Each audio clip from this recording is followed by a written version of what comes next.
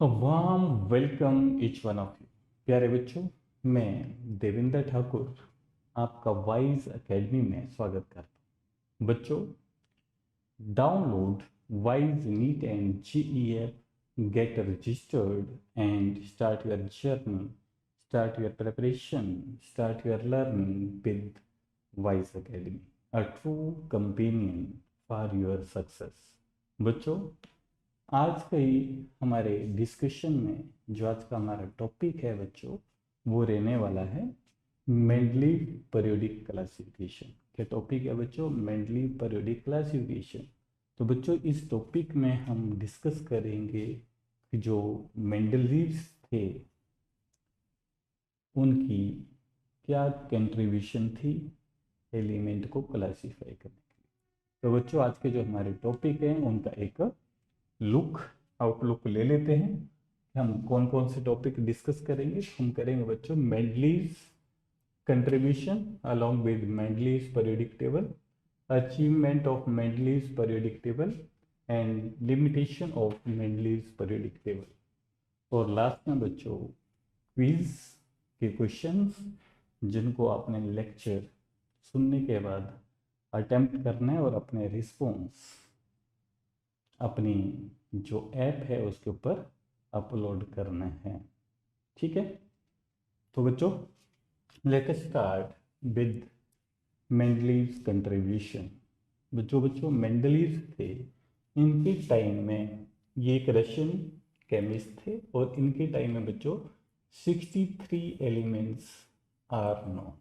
कितने एलिमेंट्स का पता था बच्चों? 63 एलिमेंट का पता था। ठीक है, जो मेंडलीव थे बच्चों, इन्होंने इन एलिमेंट्स को क्लासीफाई करने की कोशिश की थी on the basis of atomic mass. इसके ऊपर इन्होंने भी क्या किया था? एटॉमिक मास को ही कंसिडर करा था। पर साथ में बच्चों इन्होंने जो प्लस पॉइंट है इनकी क्लासिफिकेशन का, वो था इन्होंने फिजिकल और केमिकल प्रॉपर्टी भी क्या करी थी बच्चों? स्टडी करी थी साथ में। फिजिकल और केमिकल प्रॉपर्टी हर एलिमेंट की इन्होंने बच्चों स्टडी की थी। फिर उनको क्या करा था? उन्होंने अरेंज करा। समझ लगी बात? फिर उन्होंने क्या किया था बच्चों? अरेंज किया था। तो इन्होंने ज़्यादा स्ट्रेस एटॉमिक मास पे ना दे के फिजिकल और केमिकल प्रॉपर्टीज के ऊपर भी दी थी। जैसे मैं आपको बताऊं बच्चों, जैसे हम बात करें यहाँ पे कि जैसे हमारे पास बच्चों आर्गन है। ठीक है, क्या है? आर्गन। मैं यहाँ पे बात कर रहा हूँ कि इन्होंने क्या करा था, ज़्यादा स्ट्रेस किसके ऊपर दी थी? फिजिकल और केमिकल प्रॉपर्टीज के ऊपर भी दी थी। एटॉमिक मास की तो दी थी, पर फिजिकल और केमिकल मास की भी दी, फिजिकल और केमिकल प्रॉपर्टी के ऊपर भी इन्होंने काफ़ी ज़्यादा स्ट्रेस दी थी। जैसे बच्चों आर्गन है, आर्गन आर्गन जो है बच्चों, इसका जो मास नंबर है 39.9 आता है, जिसको हम अप्रोक्सीमेट 40 कंसिडर करते हैं। और इसका एटॉमिक नंबर बच्चों प्रेजेंटली 18 है। और जो पोटासियम है बच्चों, उसका एटॉमिक नंबर 19 है, पता है ना? और इसका एटॉमिक मास बच्चों इससे कम होता है 39.1 के आसपास, इनके इसको 39 मान लो। तो इन्होंने क्या करा बच्चों, आर्गन को अगर इन्होंने फिजिकल प्रॉपर्टी स्टडी नहीं की होती तो ये आर्गन को तो पहले लिखते या बाद में लिखते? आर्गन को बाद में लिखते। पर इन्होंने बच्चों पोटेशियम को बाद में लिखा है, जिसका मास कम था, पर इसका आर्गन का ज़्यादा था, इसको पोटेशियम से पहले लिखा। इसी से क्या पता चल रहा है कि उन्होंने फिजिकल प्रॉपर्टी और केमिकल प्रॉपर्टी भी एलिमेंट की स्टडी की थी। जिस इस टेबल से हमें क्लियरली विजिबल है कि इस टेबल में हमें दिख रहा है बच्चों कि इन्होंने फिजिकल प्रॉपर्टी और केमिकल प्रॉपर्टी दोनों स्टडी की थी। तो इसमें जैसे ये बच्चों R2O और RH, R2O और RH का मतलब इसने ऑक्साइड और हाइड्राइड्स बनाए। क्या? ऑक्साइड और हाइड्राइड्स बनाए थे और उनका नेचर इन्होंने स्टडी किया था। उसके बाद ही उन एलिमेंट्स को वो एक पर्टिकुलर ग्रुप में या और पीरियड में उनको प्लेस करता है।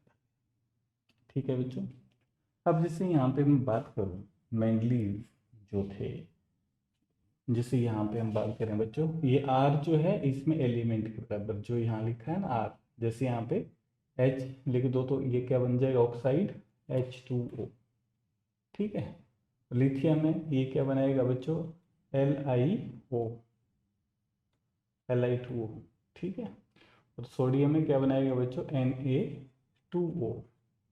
अगर हाइड्राइड्स की बात करें इसमें, तो हाइड्राइड क्या बनेगा, RH। RH का मतलब R एलिमेंट है और H हाइड्रोजन के साथ बॉन्डेड है। तो RH मीन्स पहला H है तो HH मीन्स इसने क्या बनाया बच्चों, H2। ठीक है। और ये क्या बनाएगा, R की जगह लिथियम लिखेंगे तो LiH बनाएगा बच्चे, और सोडियम लिखेंगे तो NaH बन जाएगा, ये सोडियम के हाइड्राइड। तो ये सेम तरह के हाइड्राइड बन रहे हैं, पोटेशियम है तो KH। ठीक है, पोटेशियम है तो KH हो जाएगा बच्चों। तो यहाँ पे सेम, यहाँ भी ऐसे ही है बच्चों, अगर ऑक्साइड बनाएगा तो BeO बन जाएगा, मैग्नीशियम बनेगा तो MgO, हमने इनको स्टडी कर रखा था, कैल्शियम है CaO। तो ये ऑक्साइड इस तरह से बनते जा रहे हैं। ठीक है। अगर इसकी हाइड्राइड की बात करें बच्चों, हाइड्राइड RH2 टाइप बनेगा, तो क्या बन जाएगा इसका, BeH2, और इसका MgH2, CaH2। तो same chemical properties, same way से ये रिएक्ट कर रहे हैं। तो इन्होंने क्या करा, उनको सेम ग्रुप में रखा गया। ठीक है। और एक पॉइंट और बच्चों, ये लग गया पता पहला इसका पॉइंट, इसने एटॉमिक मास के अलावा फिजिकल प्रॉपर्टी भी स्टडी करी थी। तो बच्चों हम ये क्लियर हो गया, सभी में आप ऐसे कर सकते हो। ये ऑक्साइड है और हाइड्राइड्स, ये दो प्रॉपर्टीज इसने ली थी, और उन बेस के ऊपर इन्होंने क्या करा था, इनको क्लासीफाई करने की कोशिश की। क्लियर है बच्चों, ऑक्साइड और हाइड्रोक्साइड। अब ये जो मेंडल थे, सॉरी मेंडलीव थे बच्चों, इन्होंने क्या करा, मेंडलीव्स, मेंडल तो जेनेटिक्स के साइंटिस्ट थे, नाम निकल जाता है उनका भी, उनकी भी बहुत ज़्यादा कंट्रीब्यूशन थी साइंटिफिक वर्ल्ड में, बायोलॉजी में। तो जो मेंडलीव थे ये रशियन केमिस्ट थे, और इनकी भी बहुत ज़्यादा कंट्रीब्यूशन है, क्योंकि इन्होंने पहली बार एक बहुत ही अच्छा टेबल प्रेजेंट करा था साइंटिफिक वर्ल्ड के लिए। ये जो बच्चों, इन्होंने काफ़ी सारी मेहनत की, कई साल इन्होंने मेहनत करी है, और 1872 में इनका ये जो पीरियोडिक टेबल है वो क्या हुआ था, क्लासीफाई हुआ था। 1866 1866 में इन्होंने शुरू करा था काम, और 6 साल की मेहनत के बाद इन्होंने एक पीरियोडिक टेबल दिया था, जिसको बोलते थे मेंडलीव पीरियोडिक टेबल। अब इस टेबल की एक और खास बात बच्चों, एक तो हमें पता लग गया कि इसने एटॉमिक मास के साथ साथ केमिकल प्रॉपर्टीज और फिजिकल प्रॉपर्टी भी उन एलिमेंट की स्टडी करी थी, और उसके बाद ही उन्होंने इनको क्लासिफाई किया था। तो बच्चों एक और इन्होंने देखा, इनको पता था कि इन्होंने कुछ एलिमेंट की, जैसे बात करें बच्चों हम गैलियम, ठीक है, जर्मेनियम, ये एलिमेंट इनके टाइम में नहीं थे, पर इनको पता था कि भाई डिस्कवरी अभी और भी हो सकती है, और भी एलिमेंट होंगे। ठीक है। और जो इन्होंने प्रॉपर्टी यहाँ देखी थी, उसके बाद इन्होंने जो स्टडी की थी एटॉमिक मास और केमिकल प्रॉपर्टी, फिजिकल प्रॉपर्टी के अलावा, यहाँ पे ये एलिमेंट नहीं थे उस टाइम। तो इन्होंने क्या करा था बच्चों, ये जगह खाली छोड़ दी थी। उनको पता था कि हाँ अभी कोई एलिमेंट डिस्कवर होगा तो वो इस जगह पे आएगा, जो इसके बाद ये जर्मेनियम भी डिस्कवर नहीं हुआ था, सिलिकॉन का पता था। तो इन्होंने नाम क्या रखा बच्चों, जो खाली जगह छोड़ दी, पर साथ में क्या लिखा है इसको, इक्का एल्यूमिनियम, ई के ए क्या है बच्चों, इक्का एल्यूमिनियम, इक्का एल्यूमिनियम। और इसको क्या लिखा बच्चों, इक्का जर्मेनियम को क्या लिखा है, इक्का सिलिकन। समझ आ गई बात। तो इन्होंने जो एलिमेंट थे उनको पता था कि इनकी प्रॉपर्टीज़ और मास इतना ही होगा, उसके लिए उसने जगह छोड़ दी थी जो उस टाइम अभी तक डिस्कवर्ड नहीं हुए थे। और वहाँ पे क्या लिखा था, जो इसके बाद इनके एल्यूमिनी के बाद एक और है, इक्का का मतलब one. It is a Sanskrit word जिसका मतलब वन होता है। इसके बाद इक्का एल्यूमिनी मीन्स एल्यूमिनी के बाद एक और, ठीक है। इक्का सिलिकन, सिलिकन के बाद एक और आएगा, तो वहाँ पर उन्होंने खाली जगह छोड़ दी।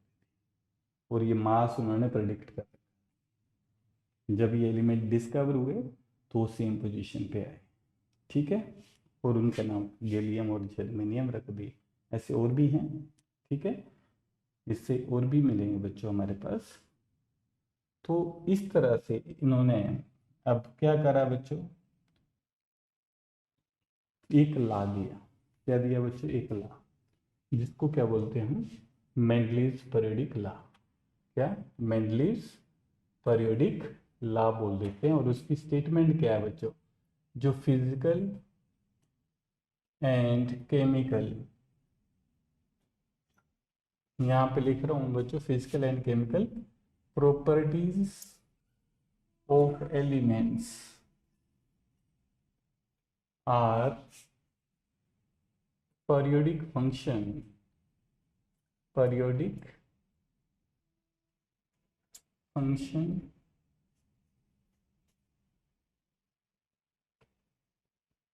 of their atomic mass. Physical and chemical properties of the elements are periodic function of their atomic mass. तो ये जो स्टेटमेंट है, जो स्टेटमेंट को कैसे जाना जाता है, मेंडलीव्स पीरियोडिक लॉ। सिंपल है, the properties of element are periodic function of their atomic mass, ठीक है। तो ये इसकी स्टेटमेंट है बच्चों। अब हम बात करें बच्चों, मेंडल्स का जो पीरियोडिक टेबल है उसका हमें आइडिया हो गया, वो कैसे उसने स्टडी किया था और कैसे उसने पीरियोडिक टेबल डिजाइन करने की कोशिश की थी। तो बच्चों ये रीजन थे मेंडल के सक्सेस के लिए, कि मेंडल ने एटॉमिक मास के अलावा किसको प्रायोरिटी दी थी, केमिकल और फिजिकल प्रॉपर्टीज को। और उन्होंने केमिकल फिजिकल प्रॉपर्टी हाइड्राइड, जैसे मैंने एग्जांपल दिया था बच्चों आर्गन का और पोटाशियम का। आर्गन का एटॉमिक नंबर 18 और पोटाशियम का 19। और आर्गन का मास जो है वो ज़्यादा होता है atomic mass as compare to potassium. अगर उसने मास को ही जो मतलब स्ट्रेस दी होती तो वो पोटेशियम को पहले लिखता, आर्गन को बाद में लिखता, पर उसने मास नंबर को अवॉइड किया है कहीं ना कहीं, ठीक है। इसलिए उसकी सक्सेस के चांस ज़्यादा थे मेंडल के। तो बच्चों मेंडल ने क्या करा, अब मेंडल ने जो नॉन एलिमेंट थे उसके टाइम में कितने थे, 63। अब उन्होंने क्या करा, उनको डिवाइड किया बच्चों ग्रुप में। ग्रुप्स क्या हैं, these are the vertical column, ये वर्टिकल कॉलम है, ठीक है। जैसे 1 2 3 4 5 6 7 8 कितने ग्रुप थे बच्चों, 8 ग्रुप थे। ये ध्यान रखना, मेंडलीव्स ने कितने ग्रुप्स दिए थे बच्चों, मेंडलीव्स ने 8 ग्रुप में क्लासीफाई किया था एलिमेंट्स को। और पीरियड कितने थे बच्चों, 6। पीरियड कितने थे, 6। अब हम बात करें, अब फिर इसको हम डिटेल में पढ़ेंगे, पहले सुन लो इसको, यहीं समझ आ जाएगा तो मैं वहाँ पे फिर हम जल्दी जल्दी इसको कवर करने की कोशिश करेंगे। तो बच्चों पहले तो देखो ग्रुप कितने हैं, 8। अब इन्होंने क्या करा बच्चों, 1 to 7 देखो ग्रुप, 1 to 7, 1 to 7 ग्रुप हैं। तो इन्होंने बच्चों इनको सब ग्रुप में डिवाइड किया है, ए और बी, 2 सब ग्रुप में डिवाइड किया। हर ग्रुप को, हर को नहीं, ओनली अप टू ग्रुप 7 तक। ग्रुप तो टोटल 8 बनाए थे इन्होंने, पर इन्होंने ग्रुप 7 तक क्या करा है बच्चों, इनको 2 सब ग्रुप में डिवाइड किया है, एक ए और एक बी। तो 2 सब ग्रुप में जैसे ये, ठीक है, और इनमें ए वाले एलिमेंट ए वाले एक जगह लिखे हैं जिनकी प्रॉपर्टी सेम थी, बी वाले एक जगह लिखते गए हैं जिनकी प्रॉपर्टी सेम थी। जैसे ए में क्या रहा बच्चों, B aluminium gallium indium helium, और बी में यहाँ से स्कैंडियम यट्रियम लेंथेनम, इस तरह से ये आ रहे हैं। ठीक है, समझेगी बात। और जो एट्थ जो ग्रुप था बच्चों मेंडलीव का, इन्होंने क्या करा, यहाँ पे ट्रांजिशन सीरीज नाम दिया और यहाँ पे इनको ट्राइड्स की फॉर्म में तीन तीन एलिमेंट, 9 एलिमेंट है टोटल, तो इनको ट्राइड्स की फॉर्म में लिखा है। कैसे, ट्राइड्स तीन तीन रखे हैं इसमें, ट्राइड है ना, 1 2 3 ट्राइड्स की फॉर्म में रखा है। जैसे हमने डोगरी में ट्राइड रूल पढ़ा क्लासिफिकेशन का, तो वैसे इन्होंने रखा। क्लियर है। और जो इन्होंने जो पीरियड थे बच्चों, ये ध्यान रखना, पीरियड्स क्या हैं, दीज आर द हॉरिजेंटल रोज। क्या है ये, हॉरिजेंटल जो रोज होती है उनको क्या बोल रहे हैं हम, पीरियड बोल रहे हैं। तो पीरियड कितने हैं बच्चों इसके, 6 पीरियड है। कितने पीरियड है, 6 पीरियड। अब बच्चों जो पीरियड 4 5 6 हैं, पीरियड कौन से बच्चों, 4 5 6, तो इन्होंने इन पीरियड्स को भी दो पार्ट में डिवाइड किया, 4 5 6 को। एक को अपर हाफ में लिख रहा है, एक को लोअर हाफ में। ठीक है, लोअर मतलब कॉर्नर, नॉट हाफ कॉर्नर की तरफ, एक को राइट कॉर्नर की तरफ लिखा जा रहा है, एक को लेफ्ट कॉर्नर की तरफ लिखा। तो इस तरह से इन्होंने ट्रांजिशन सीरीज की बात करें हम तीन, फर्स्ट ट्रांजिशन सीरीज, सेकंड जो फर्स्ट है बी बच्चों, first series second series, first series यहाँ पहले लिखी थी, सेकंड सीरीज ये आ गई, तो इसने हर को 2 में डिवाइड किया। क्लियर है। फर्स्ट सीरीज में क्या रखा है इसने बच्चों, not transition series, first series, 2 series में 4 5 6 पीरियड को बच्चों इन्होंने पीरियड दी ज़्यादा हॉरिजेंटल 2 में डिवाइड कर रखा, first series second series, first series second series. ठीक है, फर्स्ट सीरीज क्या है, पोटासियम कैल्शियम, यहाँ पे नहीं है, खाली जगह है, खाली है, और यहाँ भी खाली है। ठीक है, और यहाँ पे सेकंड सीरीज है बच्चों कॉपर जिंक, यहाँ पे नहीं है। ठीक है, 2 हाफ में ही है, तो इस तरह से इन्होंने डिवाइड किया। देन यहाँ भी फर्स्ट सीरीज सेकंड सीरीज, समझाइए बात। तो इनके एलिमेंट उनके सामने लिखे। तो बच्चों ये मेंडलीज थे साइंटिस्ट, इन्होंने इस तरह से ग्रुप और पीरियड में एलिमेंट्स को लिखा। तो ये पॉइंट ध्यान रह जाएगा, बिल्कुल आसान। तो बच्चों अब हम चलते हैं, इसको एक बार देखें मेंडलीव्स को कि इन्होंने कैसे काम करा था बच्चों। ठीक है, अब जो मेंडलीव थे बच्चों, मेंडलीव ने क्या करा, अब हम रिवाइज कर रहे हैं, इस पर ध्यान रखें। Mendeleev regarded atomic mass as the fundamental property of elements. इन्होंने भी बच्चों एटॉमिक मास को फंडामेंटल प्रॉपर्टी माना था और इसी बेस के ऊपर क्लासीफाई करने की कोशिश की थी। पर उस पॉइंट का ध्यान रखना जो मैंने वहाँ पे डिस्कस किया, क्वेश्चन वैसे पूछे जाए। पर इन्होंने साथ में जो फिजिकल और केमिकल प्रॉपर्टी थी, क्या बनाई थी इन्होंने बच्चों, हाइड्राइड्स एंड ऑक्साइड। ठीक है, और उसके बाद उन्होंने अरेंज किया। और एटॉमिक मास को इन्होंने प्रेफरेंस नहीं दी थी, उसका एग्जांपल क्या देना है आपने, आर्गन और पोटेशियम का। आर्गन का एटॉमिक नंबर कितना है बच्चों, 18, और उसका जो एटॉमिक मास है बच्चों आर्गन का अप्रोक्सीमेट 39.9 लिखना है, और जो पोटेशियम है बच्चों उसको हम 39.1, और उसका एटॉमिक नंबर 19 है। अगर उसने प्रेफरेंस दी होती तो पोटेशियम को पहले लिखता और आर्गन को बाद में लिखते। ठीक है, देन बच्चों Mendeleev arrange the element of periodic table on the basis of atomic mass of the element and their chemical property. Chemical property में क्या बच्चों, RH हाइड्राइड्स बने थे और RO ऑक्साइड। ये यहाँ पे प्लस कर रहा हूँ मैं, जनरल नहीं लिख रहा हूँ, वो हर ग्रुप के लिए अलग अलग फार्मूला बनेगा। समझा की बात? वहाँ पे टेबल में आप देख सकते हो, मतलब R हाइड्रोजन है, H2 ऐसे O2 ऑक्साइड बना दिए इसने एलिमेंटल फॉर्म में, ऑक्साइड और हाइड्राइड बने थे। इसका जनरल इक्वेशन लिख दी मैंने। When Mendeleev's come into action there were 63 element which were known to the world. अब जो मेंडलीव था studied the relationship between atomic mass of the element and its physical and chemical properties. He chose hydrogen, oxygen because they are highly reactive metal elements. Hydrogen और oxygen इन्होंने इसलिए choose करे थे, जैसे question पूछा जाए बच्चों कि जो मेंडल ने जो फिजिकल और केमिकल प्रॉपर्टी स्टडी करने के लिए एलिमेंट्स के हाइड्राइड और ऑक्साइड ही क्यों चूज करे थे, तो सिंपल आंसर क्या होगा बच्चों, क्योंकि ये जो हाइड्रोजन और ऑक्सीजन थे, एक तो ये हाईली रिएक्टिव एलिमेंट होते हैं, इसलिए इनको क्या करा इन्होंने, चूज करा था अपने क्लासिफिकेशन के लिए, एलिमेंट्स की क्लासिफिकेशन के लिए।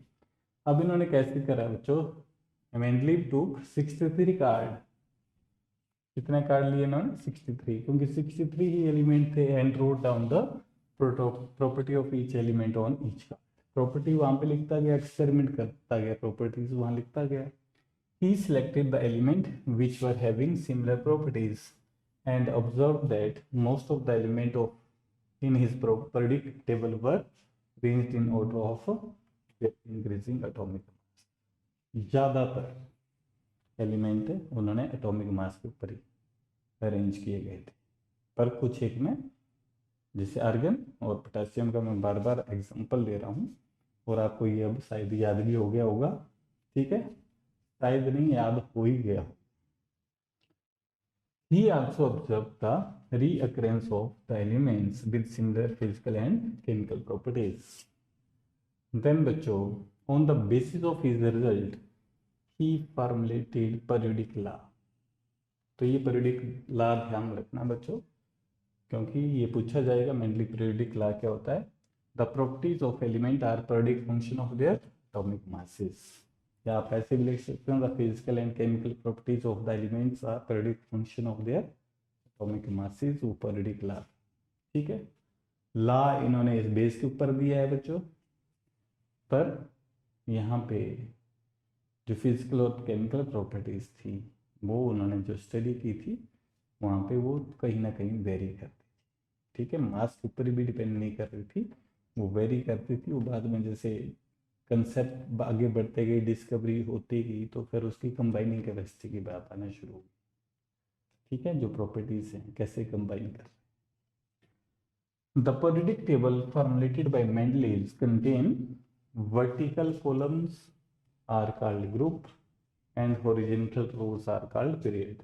तो ग्रुप कितने हैं बच्चों इसके, 8, ठीक है। और जो फर्स्ट 7 जो ग्रुप थे जो रोमन में लिखे गए 1 to 7 तक, उनको क्या किया था बच्चों, इन्होंने 2 हाफ में डिवाइड किया था, 2 सब ग्रुप में डिवाइड किया, ठीक है। 7 to the 14 + 1, ये लास्ट वाला डिवाइड नहीं था, अनडिवाइडेड था, जिसमें उन्होंने ट्राइड्स बनाए, ठीक है। और ये पीरियड कितने थे बच्चों इसके पास, 6। क्लियर है? तो ये है जिसकी हमने डिस्कशन की थी बच्चों। तो यहाँ पे दोबारा मैं जैसे बता रहा हूँ कि वहाँ पे पीरियड कितने हैं बच्चों, 8, सॉरी पीरियड कितने हैं बच्चों, 6 ऐसे हॉरिजॉन्टल रोज, और ग्रुप कितने हैं बच्चों, 8। और हर ग्रुप जो है वो 2 सब ग्रुप में डिवाइड है, ए बी में। और जो पीरियड है बच्चों, जो 4th 5th and 6th period है, उनको 2 सीरीज में बांटा गया है, first series second series, first series second series, कहीं भी देख लो, ठीक है, 2 में डिवाइड किया है। और जो ग्रुप सॉरी और जो ग्रुप 8th है उसमें बच्चों ट्राइड 9 एलिमेंट है, जिनको इसने ट्राइड्स की फॉर्म में लिखा है। सिमिलर एक जगह इनका ट्राइड बना रखा है, इसका भी ट्राइड बना रखा है, इसका भी ट्राइड, ठीक है। अब बढ़े बच्चों आगे हम अचीवमेंट ऑफ मेंडलीव प्रेडिक्टिव। अब जो मेंडलीव प्रेडिक्टिव की जो अचीवमेंट है वो क्या है बच्चों, Mendeleev left vacant places in his table, which provided an idea for discovery of new element. खाली जगह छोड़ दी थी जो, जैसे मैंने बात की थी बच्चों, जैसे बोरोन के बाद इक्का बोरोन, इक्का का मतलब बोरोन के बाद एक और आएगा, और वहाँ पे खाली जगह छोड़ दी। इक्का एल्यूमिनियम, एल्यूमिनियम के बाद एक और आएगा, ठीक है, जिससे गैलियम आ गया, बाद में डिस्कवर हुआ था। और इक्का सिलिकॉन, सिलिकॉन के बाद कोई और एलिमेंट आएगा, तो वहाँ पर उन्होंने खाली जगह छोड़ दी थी। क्लियर है? और जो बाद में जो डिस्कवर्ड हुए तो वहाँ पे उनकी खाली जगह पे फिट आ गए एलिमेंट्स। अब mainly predictable was predicted properties of several undiscovered element.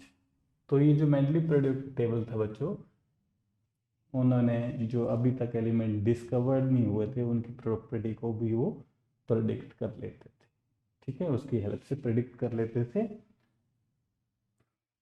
Predictable की हेल्प से, क्योंकि जो उन्होंने पोजीशन प्रोवाइड की थी तो उसकी प्रॉपर्टी उस तरह से वो स्टडी कर लेते थे, और प्रेडिक्शन पता चल जाते थे कि जो एलिमेंट होगा वो इसी तरह का, जो अभी डिस्कवर होगा तो ऐसी ऐसी प्रॉपर्टीज होंगी।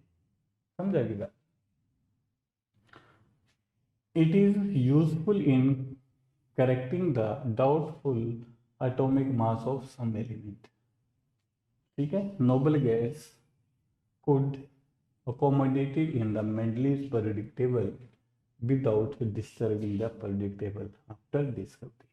तो ये भी है, जो नोबल गैस जो डिस्कवर हुई थी लेटर स्टेज में, वो डिस्टर्ब नहीं कर रही थी किसके, मेंडलीव पीरियडिक टेबल को। और जो न्यूलैंड्स का जो पीरियडिक टेबल, न्यूलैंड की जो क्लासिफिकेशन थी बच्चों एलिमेंट की, जो लॉ ऑफ ऑक्टेव था न्यूलैंड्स का, वो जब नोबल गैसेस डिस्कवर हुई तो वो सारा का सारा डिस्टर्ब हो गया। तो यहाँ पे अभी कोई डिस्टर्बेंस नहीं है। क्लियर है बच्चों? अब बात करें बच्चों हम लिमिटेशन की। अब देखो लिमिटेशन, 3 लिमिटेशन तुम्हें ध्यान रखें। तो बच्चों पहले तो ये है जो अभी तक है, no fix position for hydrogen. Hydrogen को अभी तक फिक्स पोजीशन नहीं है, चाहे वो मॉडर्न प्रेडिक्टेबल क्यों ना, ठीक है।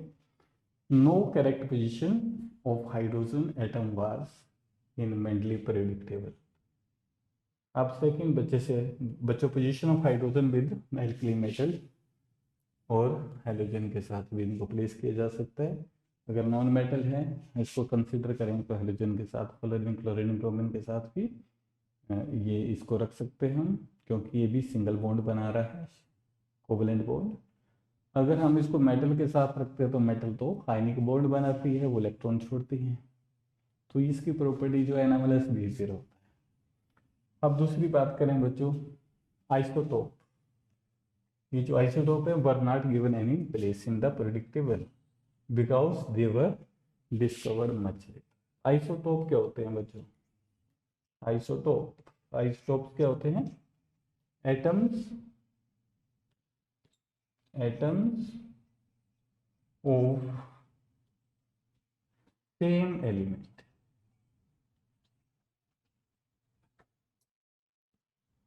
Atoms of same element which have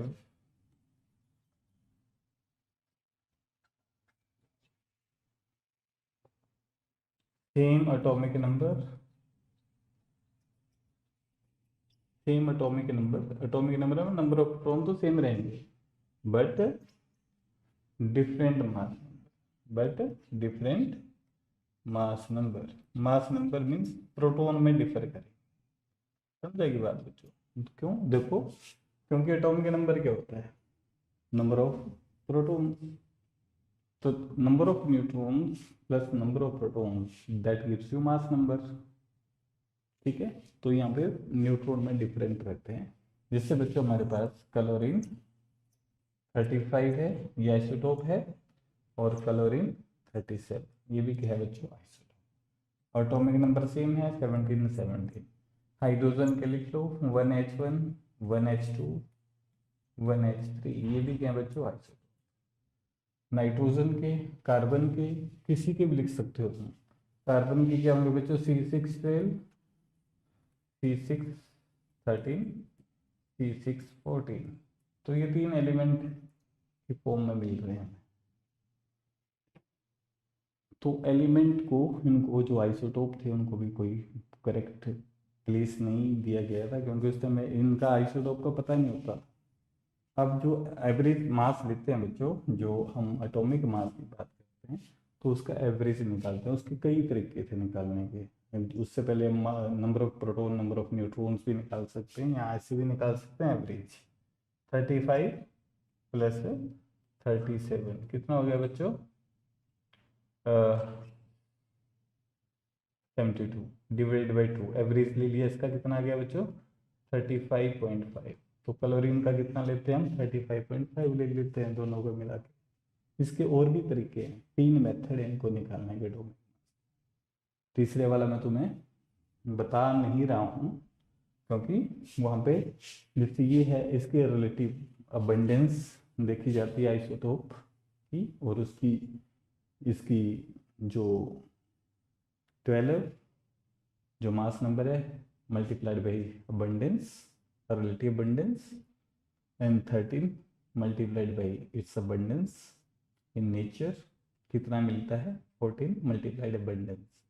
और टोटल जो है इसका निकाला जाता है, परसेंटेज से डिवाइड कर देते हैं इसको इनसे, और उसका जो मास आ जाता है। ठीक है, तो अलग 3 मेथड है, हमें नहीं जाना उस तरफ, वो +1 में जाके सीखते। तो बच्चों अब जो नेक्स्ट लिमिटेशन है, इसकी ड्रॉबैक है, the atomic mass were not arranged in regular manner going from one element to the other. Regular manner में नहीं किया था, so it was impossible to know how many elements could be found between two elements. जैसे निकल 58.7, it is placed before copper 58.9। ठीक है, तो मैंने वहाँ पे और भी एग्जांपल आप दे सकते थे। आर्गन जो है वो कितना होता है बच्चों? 40 लिख लो। इसका atomic mass it is placed before किससे? पोटासियम, जिसका 39 लिख लो। ठीक है, अप्रोक्सीमेट। इसको पहले लिखा गया, इसको बाद में लिखा गया, तो सिंपल सी बात है। जो उन्होंने प्रेडिक्ट ला दिया था मेंडलीव ने, कि जो प्रॉपर्टीज ऑफ एलिमेंट्स होती हैं, they are predict function of their atomic mass. हम एटॉमिक मास के ऊपर ही नहीं कंसिडर कर रहे थे, वो मेंडलीव मतलब मेंडलीव जो थे वो एटॉमिक मास के ऊपर काम ही नहीं कर रहे थे क्लासिफिकेशन के लिए, पर साथ में उन्होंने क्या करी थी बच्चों? केमिकल प्रॉपर्टी स्टडी की थी, और उन्होंने हाइड्राइड्स और ऑक्साइड बनवाए थे उनसे, और जो सेम तरह से उनका जो ऑक्साइड और हाइड्राइड्स का बिहेवियर उन्होंने स्टडी किया, उसके बाद उनको अरेंज करा। और मास को जो है उन्होंने, जो एटॉमिक मास था, उन्होंने कई स्टेप पे उसको एक्सक्लूड कर दिया है, और वहाँ पर उन्होंने केमिकल प्रॉपर्टीज़ को प्रेफरेंस दी है, और कई जगह इन्होंने केमिकल प्रॉपर्टी को प्रेफरेंस दी है। इसलिए इस तरह की उन्होंने गड़बड़ करी है। गड़बड़ तो नहीं बोल सकते, ये अरेंज ही ऐसे हुआ और बिल्कुल एक्यूरेट है। ठीक है, तो बच्चों इसके बाद आपने क्विज की अटेम्प्टेशन करनी है। जितने भी क्वेश्चंस हैं क्विज में उनको सोल्व करना है। ठीक है बच्चों, और उसके बाद अगर कोई डाउट है तो अपनी क्वेरीज आप एकेडमीज के पेज पे, क्वेरीज के पेज के ऊपर जाके अपनी डाउट क्लियर कर सकते हैं। Thank you, thanks for watching. मिलते हैं नेक्स्ट वीडियो।